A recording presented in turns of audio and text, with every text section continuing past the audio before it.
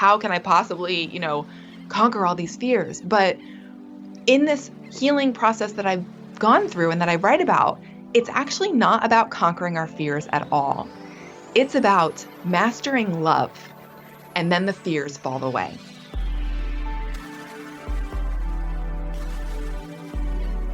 Welcome to Radically Loved Radio. I am your host, Rosie Acosta, yoga teacher and teacher trainer, mindfulness coach, speaker, and creative writer. I am also the founder of radicallylove.com, a website where you can go for more information about yoga, mindfulness, meditation, and lifestyle advice. On this podcast, we talk to people within our health and wellness community that are creating content through the ritualistic practice of yoga, meditation, or overall mindful living. We hope to create value in your life so that you can achieve your highest potential and live a radically loved life. To stay in touch with us, just follow me on Instagram and Twitter at Rosie Acosta and on Facebook at Radically Loved Rosie. You can sign up for our newsletter on radicallylove.com to stay up to date on future workshops, retreats, and latest podcasts. I hope that Radically Loved Radio leaves you feeling inspired to create something powerful. My teacher, Yoga Rupa Rajstreger, says, if you powerfully believe in the value you have to offer the world, your love and passion for it will be an unstoppable force. Thanks for listening. Hey guys, most of you know that I have returned back to a plant-based diet, so my beverage consumption has increased quite a bit. Don't judge. I know there's some of you out there that really enjoy beverages. So one of my favorite things to drink lately, which I'm consuming a lot of, is Four Sigmatic's new Golden Latte Mushroom Mix. It has shiitake and turmeric in it. It's totally organic, caffeine-free, vegan, and only 1 gram of palm sugar per serving. I love being able to travel with these little packets because they're really easy to make. All you need is some hot water. Some of the additional ingredients in the Golden Latte are adaptogenic tulsi, warming ginger, and a pinch of black pepper to support turmeric's skin-loving properties. So not only do your insides feel amazing, but your skin looks great. Go to Four Sigmatic now and enter promo code RADICALLYLOVED, that's RADICALLYLOVED,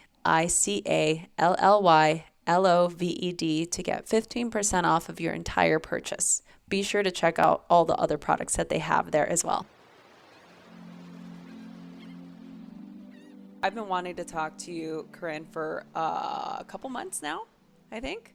Yeah. It's been a little while, so I'm so excited we're finally connecting. I know, and you wrote this incredible book, and I want you to just, before I get into it, if you could tell our listeners who you are and a little bit about you, and they'll obviously figure out why I'm going to be really excited to have a conversation with you. Awesome. So my name is Corinne Zupko, and I am the author of this new book called From Anxiety to Love, a radical new approach for letting go of fear and finding lasting peace. And I wrote this book out of my own journey through multiple anxiety disorders, really debilitating anxiety, panic attacks. And my issues with anxiety began at a very young age. So my first diagnosis came around the age of 2. I think I was 1.5 or 2 years old when I was first diagnosed with separation anxiety. And I like to refer to fear as like a shapeshifter. So fear will show up, and then maybe you try to tackle it and conquer that fear. And then the fear kind of maybe goes away, but it really just sort of goes underground and comes out in some other way. And that was the case for me. Although the separation anxiety got better, as I grew, developed a lot of phobias. I really fixated on my health. So I had a lot of illness anxiety, and that lasted throughout my adult years, where any little pain that I felt, I would immediately go to the worst case scenario. It meant I was dying. And it would be really intense anxiety. And I'd often go to the doctor and, get a clean bill of health, and magically that symptom would go away because it was, brought on a lot of times by just my fixating on it, my worry. But the panic attacks began when I was in college. They were sort of precipitated by an event that came about where a student who I didn't actually know died very suddenly of meningitis, and it just freaked me out. I was like, how Can somebody be okay one night and then dead the next morning? And I was petrified the same thing would happen to me. In addition, I often wrestled with big questions like, why are we here? What's the point of this? If they say that God is love, I'm sure everybody's heard that expression, Yeah. but I always had this thought in my head, well, if God is love, how can a loving God create things that die? Like that just didn't make sense to me. It did not make sense to me at all. And so when this happened, when this student died, I remember feeling this spike of fear just come up through my body, and I got all tingly and shaky, but it was during the day, so I was able to kind of just talk myself down for a minute, get through the day. But 3 a.m. that next morning, I literally felt like I was punched in the stomach by stress hormones. I remember waking up and sitting upright in my bunk bed, which was on the top bunk, feeling like I couldn't get enough air in, sweating, trembling, climbing down my bunk bed ladder with my knees like buckling. I could barely hold my own weight. And I thought I was dying. I thought I was having a heart attack. And it turns out most people who I know, I didn't go to the ER that night, but I don't know a statistic, but I know there is one that many people who go to the ER thinking that they're having a heart attack are actually having a panic attack. So that was the first experience of panic attacks, which would then visit me out of the blue for years. And at this time, actually, it was this very first night when I was having a panic attack on the bathroom floor of my suite in college. I picked up the phone and I called my mom. I called home. It was like 3 o'clock in the morning. Now, I sleep like my mom does. I sleep in earplugs, a white noisemaker, like anything to block out noise. And she sleeps the same way. So it was a miracle. From across the house, she heard the phone ring at 3 a.m. and she got up and answered the phone. And there I was, utterly just a mess and panic stricken. And we figured out I was having a panic attack. And she said to me, Corinne, I've tried to talk to you about this book called A Course in Miracles before, but you haven't wanted to hear it. However, I think it would be really helpful because it's all about embracing and remembering the peace and the joy and the love that's already within you. And in that moment, I honestly felt like I would never know peace and joy again. It felt like this was going to be my new normal. I never, for a long time, actually, when the panic attacks would just show up, I always wondered, would I ever feel comfortable again, just on a day-to-day basis without being so afraid that either something bad was going to happen or that I'd have another panic attack. So I said, game on, I'll try anything. And I think that following weekend was when I went home for the weekend and she gave me a copy of the book, and it spoke to me in a way that nothing else ever had, because I needed answers to those really deep existential questions. And A Course in Miracles has really been the only pathway that's really clicked for me. There have been other helpful things, but this has really gotten to the root of the fear. Now, I want to be very honest and open that it wasn't like a switch just flipped and suddenly I was anxiety free. It was gradual because I would go to A Course in Miracles. And for anybody listening who doesn't know, A Course in Miracles is a book. It is a book that is a metaphysical and spiritual and psychological text. It's all about working with your thoughts. It's about, diving into your mind and uncovering the fearful thoughts to allow those thoughts to be replaced with an awareness of the love that we really are. So it's really a complete system of awakening in this little textbook. So I dove in, and I would often read parts of it that made me feel better, and then I'd put it down and go back to doing what I was doing. So the anxiety, the panic attacks lessened, but like I said before, fear being a shapeshifter, the panic attacks got better. However, I could not go near a hospital without feeling like I was going to pass out because those places just freaked me out. I couldn't travel. If I had to travel, I would be like obsessively worried about that plane flight for weeks in advance. And when the time of the flight would come, I'd literally write a goodbye note to my family just in case, the plane went down. And I would have to white knuckle pretty much the whole flight, either like trying to keep myself in a state of meditation, Mm-hmm. or I would just like give up and just take a pill and be on medication. So Yeah. I'd be, Yeah. moderately relaxed. And so the fears still came out in other ways. And that was almost what happened as time went on was that I was then later, this is about 2009, I was in a work situation that no longer fit, couldn't find another job because it was the recession and no other doors were opening. And Mm-hmm. I had the summer off from my job. And I remember it was August 15th. It was literally 2 weeks before I was supposed to go back to work on September 1st. And my psyche exploded again. I went back into the thickest, most debilitating episode of anxiety. It actually felt worse than the first time because I couldn't get off the couch. It was like a 2 week long panic attack. I couldn't function. It was hard to eat. Um, it was horrible. It was absolutely horrible. But at that time, it was so significant and actually such a blessing because it showed me that I was using my spiritual practice as a band-aid. I was just doing bits and pieces of it to feel better and then going back to doing what I used to do.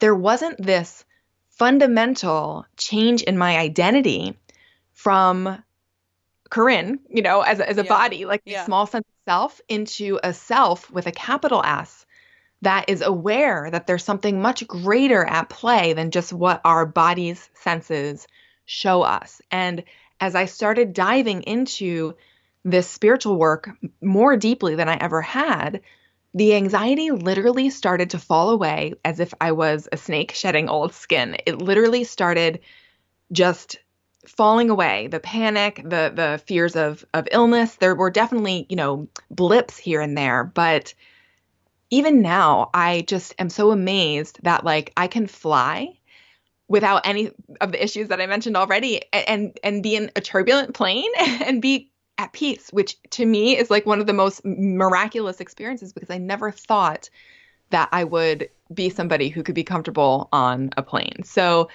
at that time when I just was healing, I started writing about what was helping me, and the result comprises the pages of Mm-hmm. of From Anxiety to Love. Oh my, I love, do you know, we have like such a parallel experience with how you processed the anxiety and how it started. And I mean, that's one of the reasons why this book resonated so much. I mean, I felt like I was right there with you, and I'm like, oh, this is exactly what happens. And I really love that you speak to all of the fears and going into the fear and letting go of it and really sort of diving into that. Because I feel like so many of us maybe now, back when I was experiencing it, and it maybe was a little bit earlier than you. It was maybe actually no, it was probably around the same time. I was a teenager. I think it was right before my 13th birthday when I experienced my first full on panic attack where I had to go to the hospital, and then they did Mm. the whole like they plugged all the the EKG and like all the medical stuff, and I remember my body was shaking, and I Mhm. remember the nurse looked at me and then looked at the doctor and was like, she's shaking, I think she's going into shock. And I remember feeling like, wow, that sounds really bad. Oh. Like it just was such a traumatic experience. Of course, setting aside the fact that, I kind of grew up in a very chaotic environment and I had PTSD and like there was all this other stuff going on, but it had never manifested in a way where it caused a physiological response like the one I was having. And then that kind of set the tone for the rest of my teenage years. I suffered from the same type of attacks. They were debilitating. Like I would go to school and I had to go the same route. If anything deviated, like I had so much anxiety about something going wrong. And at the same time, I can relate to the story about, the girl dying from meningitis. There was a couple of friends of mine from elementary school that had died. We were going to different high schools, and they had died during the El Nino storm Oh, in the wow. wash. They had ditched school, and this was something that we used to do as teenagers. And like they had ditched school, and all I kept thinking, I'm like, wow, this is something that I could have been at that place, But now, like my friends, like from childhood, basically died, and it was just kind of like this compounding of the fear, right? Fear of death, fear of doing anything, fear of going to any place. Like it was so bad that, back then there wasn't any oh, let's, try these meditative practices, or let's talk about, your breath and how you're breathing, and all these different modalities that we have now. It was just, let's get you on medication, Mm-hmm. and so I did that for a couple of years, and it affected me in other ways, which, people can research to see what the effects of long-term anti-anxiety medication can do. But Mm-hmm. it was just one of those things where I felt like I was getting no respite from the fear and the anxiousness, because I felt like the same thing, like I was going to die. Like I just felt like death was there, and it was at any moment my heart was just going to Mm-hmm. give way. And when this stuff was going on, I'd also been diagnosed with a heart murmur. So now I have this heart condition that can potentially, in a panic, set me to, that place that you fear, And so I think that everything that you discussed in this book was very similar to the path that I took. You found A Course in Miracles, I found yoga and meditation, and this idea of being in a place where I felt safe, and I felt like, oh, there are other things that I can do to be calm, and the world is a beautiful place, and we are being taken care of, and it's not scary, and life isn't this awful place where terrible things happen all the time.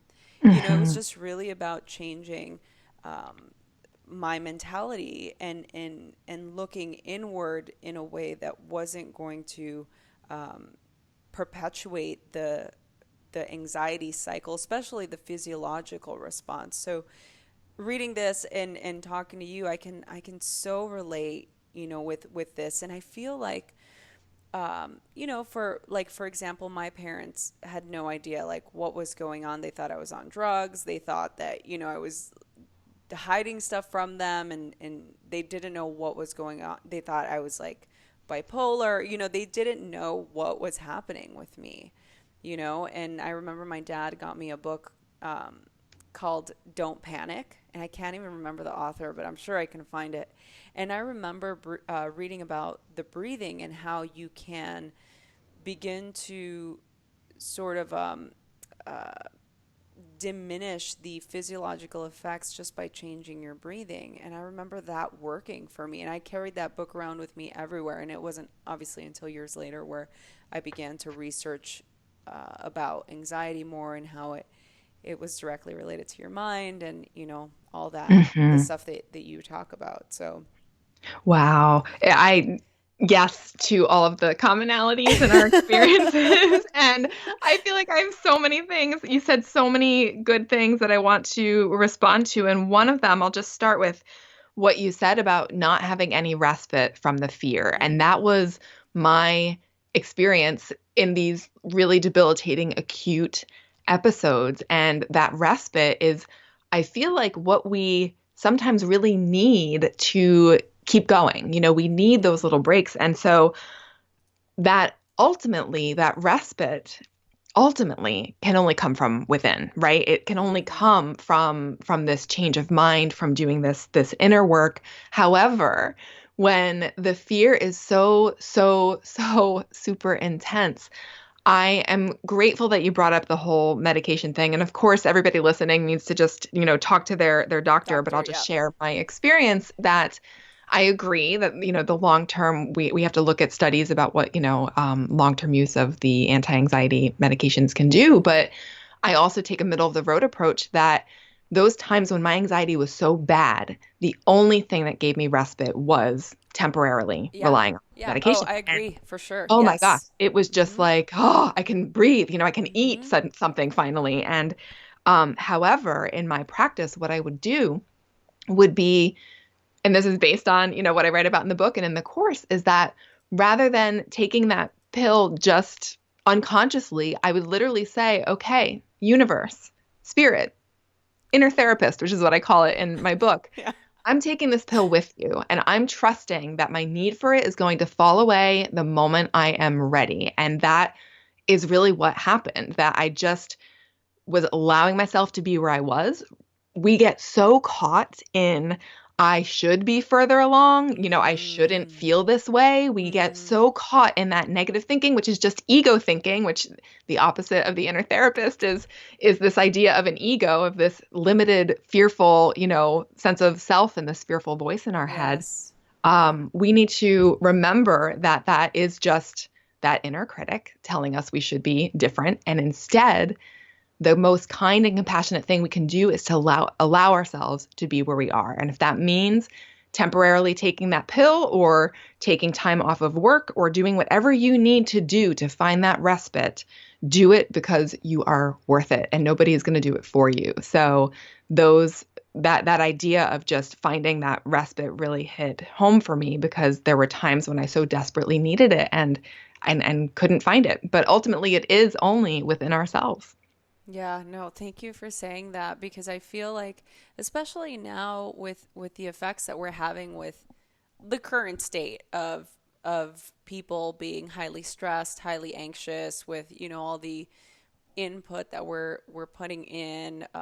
We're an ocular society. I talk about this all the time. We're constantly like looking out to see what everyone else is doing, or the things that are going on around us, where we feel so much pressure and anxiousness that we forget that we need to have some time to be able to reconnect to that inner therapist. So I Mhm. actually want to talk to you a little bit about that, to speak to that part of us that is, like our higher wisdom self, for people listening that maybe are going through this now and are having a hard time accessing that, or finding the right, the right comfort, or the right information, or the right book, or the right quote, or like just the right support around them. What would you say to the people listening that are in that space? That's a great question. So I would first remind people that you are not going crazy. You are learning how to become more sane. So the number one fear, I think, when we are going through intense anxiety and panic is like, oh my gosh, I'm going crazy. Mm-hmm. No, you are not going crazy. You are being given an opportunity to learn how to change your mind, to learn how to experience miracles, which I can talk about in a little bit. So that's number one. Number two is, I think, a very practical tool, just going back to what you said before about breathing, is to Mm-hmm. just immediately check in with your breath. Are you breathing from high up in your chest, or are you softening your belly and allowing, the breath to flow more diaphragmatically, which I think is, that stressed out, shallow breath, that panicky, anxious breath is Mm-hmm. all high up in our chest. So that's another thing that we can just do on a very, very practical level. Mm-hmm. But then going a bit deeper, we need to start to learn that there are two thought systems in our mind. From my perspective, from A Course in Miracles perspective, two thought systems. And we have our fearful thought system, which is running the show when we're in panic. It's running the show actually most of the time. This fearful egoic thought system. And just turn on the news, and you'll see it in action. Oh, yes. Yes. And then we have this other thought system in our minds, which is the thought system of our higher self. And there's so many words to describe this: higher self, higher mind. I call it your inner therapist, your true self, spirit. This thought system is there in our minds. However, we are so focused, that fearful thought system is so shriekingly loud that it just immediately captures our attention and we don't question it. We just think because it's loud, because it hurts, it's got to be real. And so we spend all of our Oh, time focusing on that. yeah. We need to know and notice that that's what's happening and say, okay, this pain, this anxiety is really compelling. However, it is of the ego. It's of this fearful part of my mind. And I want to choose a miracle instead. I want to have an experience of this loving thought system instead.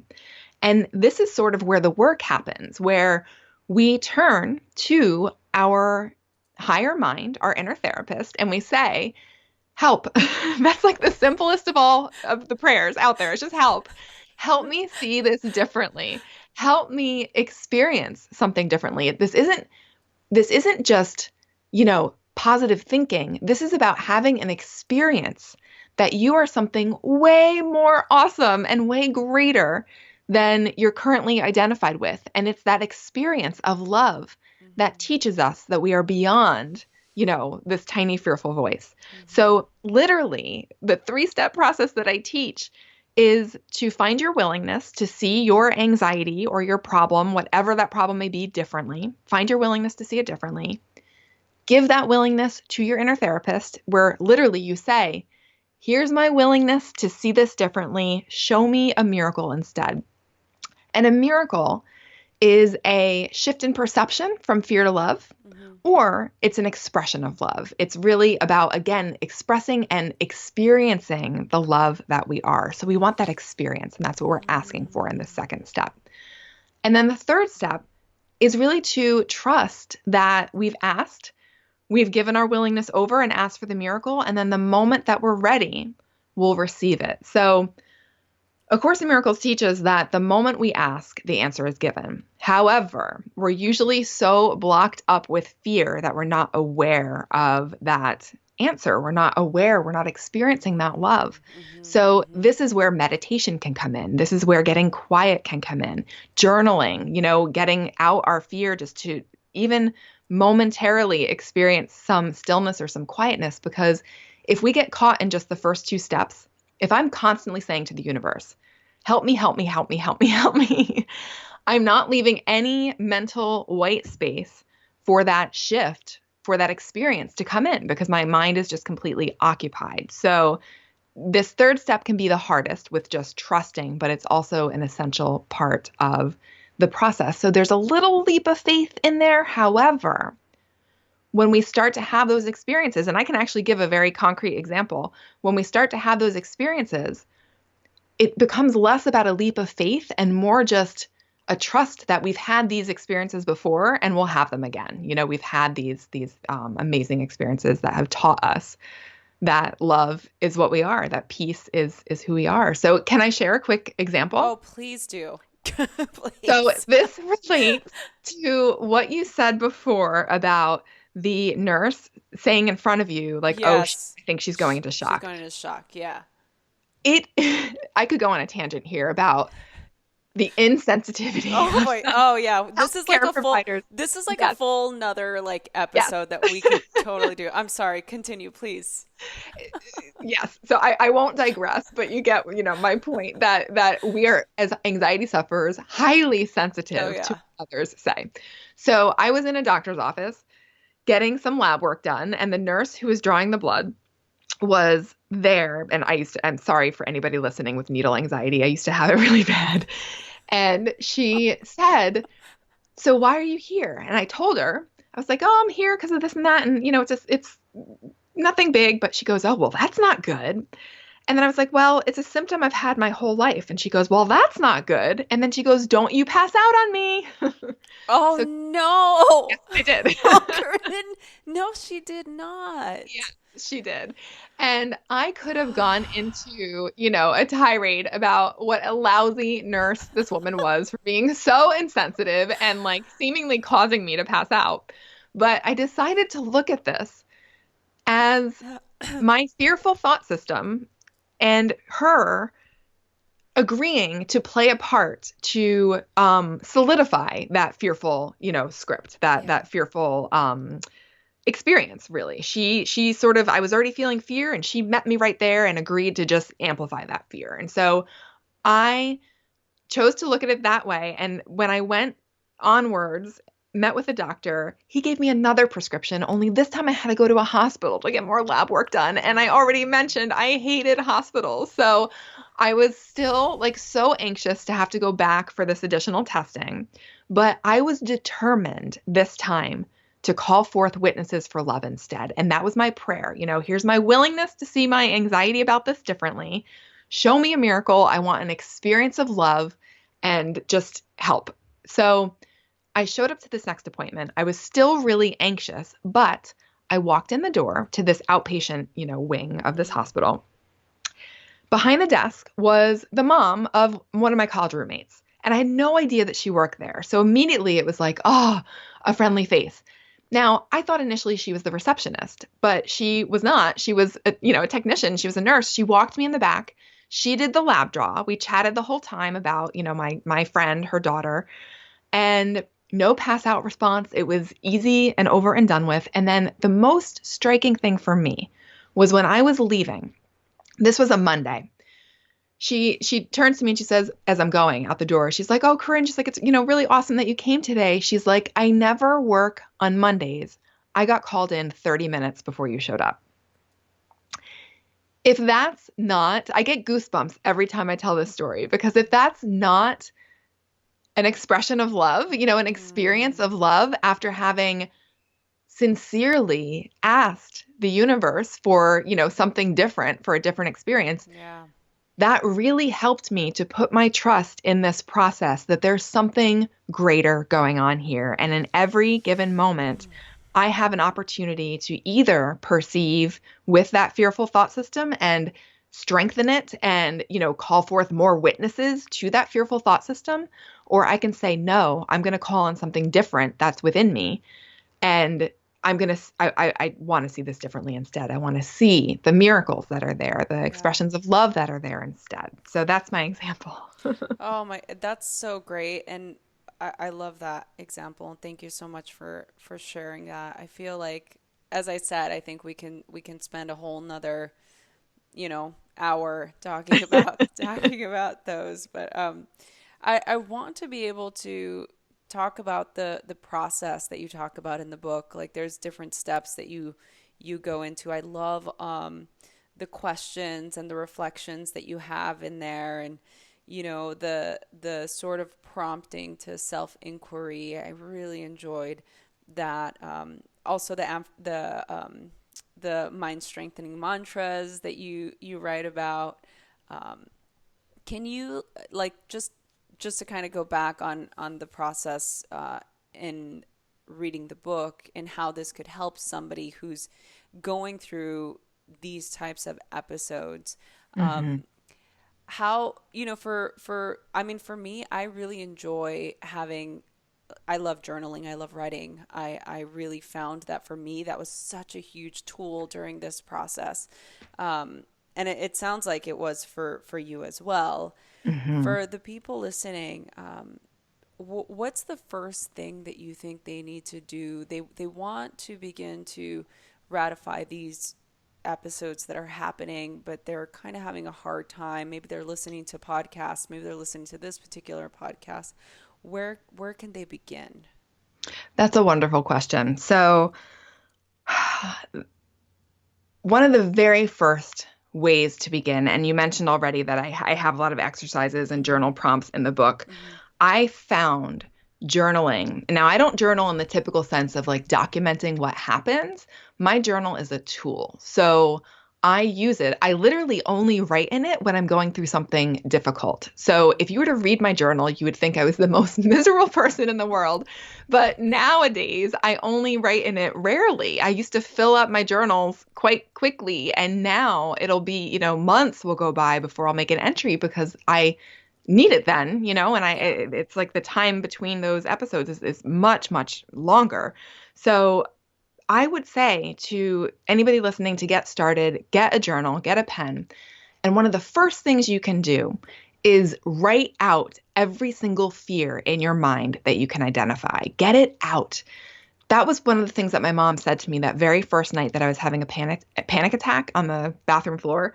She said, "Corinne," she said, "when you get your fears out, they don't have as much power over you." And I think that that's true. I feel like our fears can just swim and circulate in our minds, and just we operate, subconsciously by them. But when we start to get them out and get them out on paper, we start to take our power back. We start to be able to see Mm-hmm. them for what they are, which Mm-hmm. are fearful thoughts or fearful, beliefs. So write out every thought you can think of. I just did this recently in an online class that I was teaching, and somebody said, I was afraid that my list would go on forever, and she was pleasantly surprised to see that her list actually wasn't that long. So do this, get it out. And then the next, really the gist of the whole healing process is to now, and I talk about this in many of the different exercises in the book, start to look at each fear individually with your higher self. So you're not looking at these fears alone, because if you look at them alone, they're going to feel overwhelming. It's going to be like, how can I possibly, conquer all these fears? But in this healing process that I've gone through and that I write about, it's actually not about conquering our fears at all. It's about mastering love, and then the fears fall away. So anxiety falls away as you begin to remember your true self. If you think about an onion, and the center of the onion is love, and then all the layers of the onion are layers of fear that we've put on top of that love, we're no longer aware of the love. But the moment we become aware of it, it's like like the sun shines away the fog. It's like those layers just fall away. So this process is about mastering the opposite of fear, which is love, and finding that the anxiety falls away. So the first thing people can do is to write out their fears. The second thing is to turn to your inner therapist and look at each fear individually. And you can say, okay, inner therapist, I'm looking at fear number 1 with you. I want to see this differently. Show me the miracle. I'm handing it over. And you can go through the list with each of those. And there's other ways that you can work with this list that I talk about in the book. For instance, you can even dig a little deeper and ask, what does this fear show me about what I believe? And it might be, if the fears are all about sickness, which is what mine were, for I'd say the bulk of my list was always about, physical things. Well, if I'm afraid of dying, if I'm afraid that I have a physical illness, what does that show me about what I believe? It shows me I really think I'm just this body. It shows me I really think I'm just Corinne and that this is all that there is. So, wow, I really, really do believe that.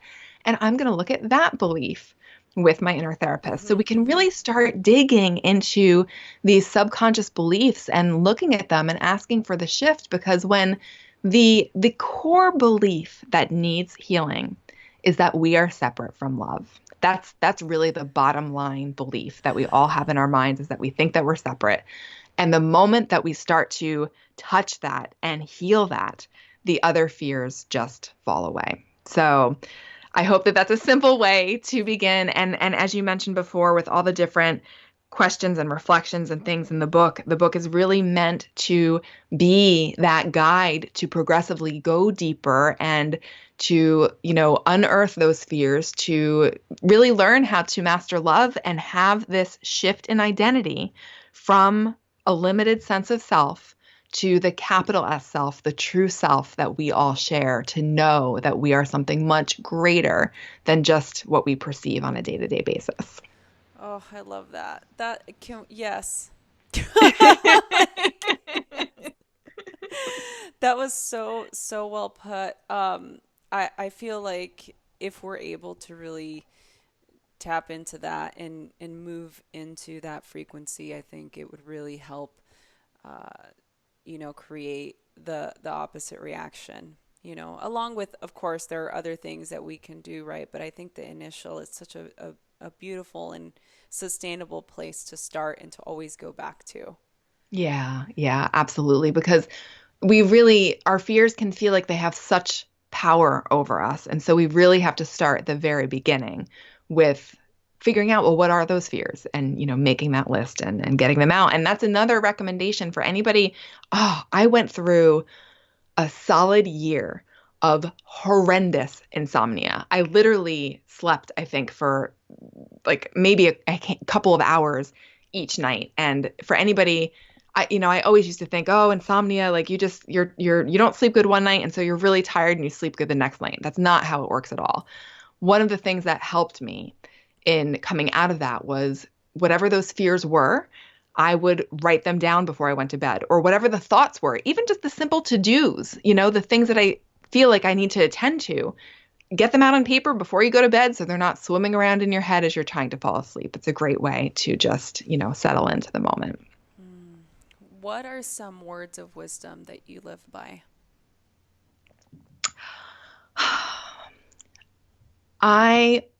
One of my favorite quotes from the Course, which is immediately what comes to mind thinking of words of wisdom, is that it says, if you knew who walks beside you on the way that you have chosen, fear would be impossible. And I really live by that now in just trusting that there's something greater. There's love's presence is in us right now, right here. And if I really knew that, fear would be impossible. And so that's one of my most favorite quotes and things that I really love to live by. Oh my goodness, I love that. Corinne, I literally can talk to you for like hours.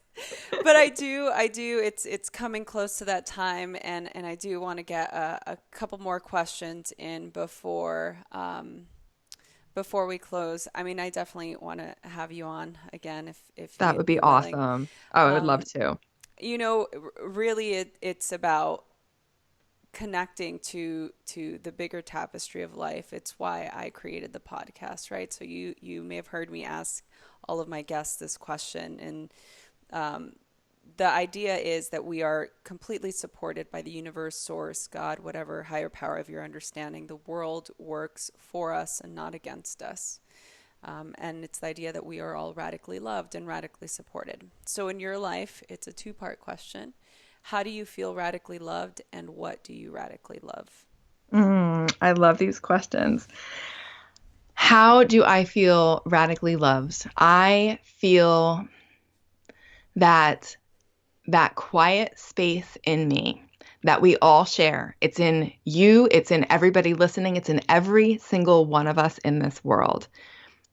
This quiet space within us is pure radiant love, and it loves us regardless of what we do, what we think, what we make, any mistake we think we may make. This is where our worthiness is. And if we can remember, there's another quote from the Course, and I'm paraphrasing, but it says something to the effect of that nothing that you do or think or make can establish your worth. Your worth is established by God or by love or by the universe. So so I feel radically loved by that part of my capital S self that we all share. And I want everybody else to be able to access this for themselves as well, because there's no need for us to feel unworthy or unloved, because love is in us always. That's my first part. The second one was what do I radically love? Yes. I'm going to tell you that I radically love my pet chickens. I'll bet you've not had anybody say this before. Not one. They just popped into my head, so I'm going to go with it. I have a wonderful husband and family, and I radically love them also, but I want to talk about my chickens. And I have 5 pet chickens right now, and there are 2 of them that are my lap chickens that love jumping on my lap. I love holding them. They love being held. And so when I am stressed, I'll literally be like, I need to go hold a chicken. And I'll go outside and hold one of my chickens. And I never knew that I could love a chicken or this feathery animal. So yes. I love that so much. I also carry a chicken purse. So that is amazing. That is the best answer to date. In the last 2 years I've been doing it, for sure. I would say. I love it. My chickens. You won. So for the people listening that are wanting to get more information about you and what you do, where can they go? My website, FromAnxietyToLove.com. It's the same name as my book, and I have videos and podcasts and blogs, and of course I'm on all social media as well. So my handle, Corinne Zupko. Well, I am so honored and privileged to have had you on the show, Corinne. I so value the work that you do, and I'm so happy to have people like you in our community that are out there trying to create more tools, more support, and more love for people out there who are, suffering from anxiety and are just suffering from feeling disconnected. So thank you for doing that. Thank you, Rosie, from the bottom of my heart. It was such an honor to be here with you on your show. And Yay! before we disconnect, I was hoping, if you didn't mind, to maybe lead us through a short, maybe meditation that would really help us. Absolutely. So if you're not driving while you're listening, if you're in a place where you can close your eyes, allowing your eyes to close, and if your eyes are open and you're listening, you can just fully be present to whatever it is that you see. And allow your attention to turn within, and just taking a few deep breaths if you'd like to just settle into this moment. And turning to a place in your heart where you can connect with your willingness. Your willingness to see differently. Your willingness to experience miracles.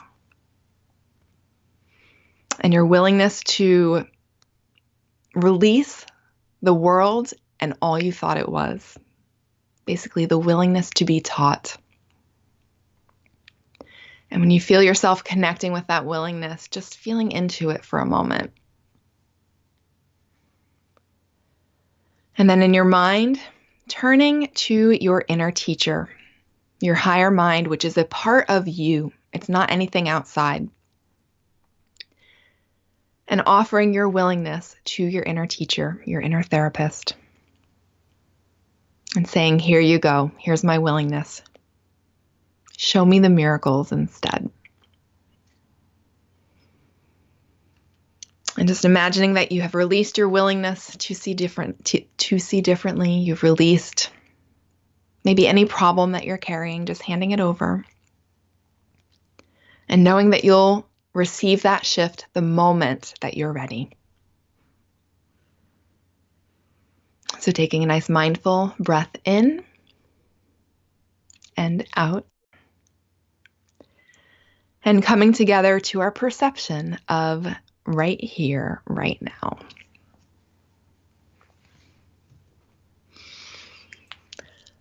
Ah.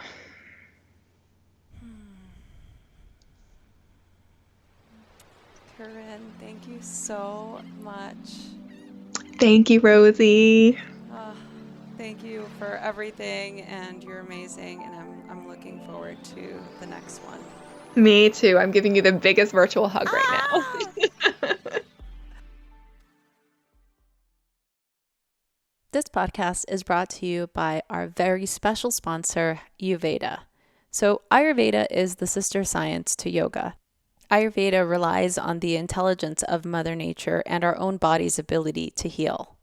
Most of you know that as a health coach and a nutritionist, I have spent most of my career always trying to find more natural and holistic modalities. I have an autoimmune disease, so this makes it a little bit more challenging, but it's manageable nonetheless so long as my body is in full balance. A couple of weeks ago, I was talking to my dear friend and fellow podcaster, Sahara Rose, and I was telling her I was having all of these issues with my stomach, my digestion, and she recommended this brand called Ayurveda.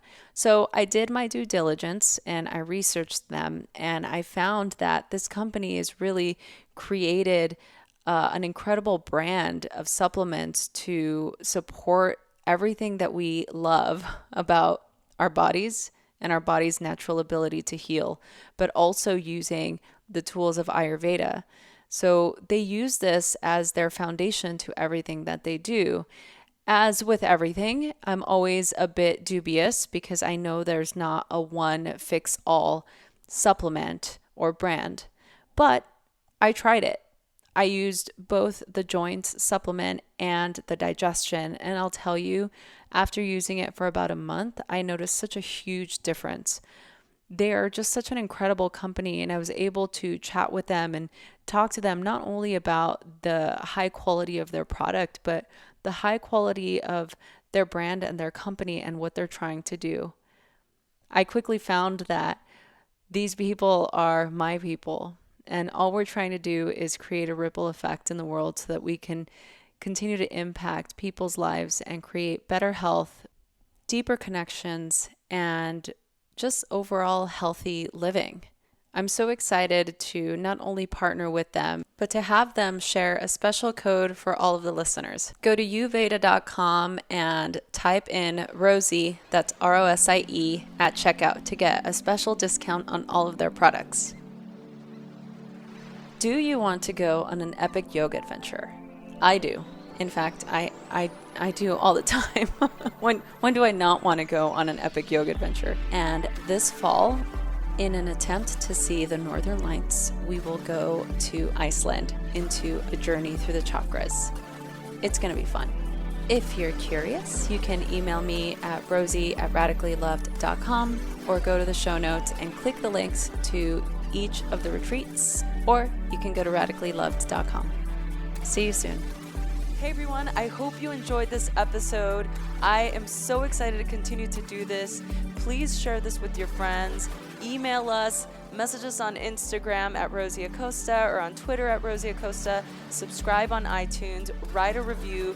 We love doing this, so please help us continue to keep this podcast going. Thanks for listening.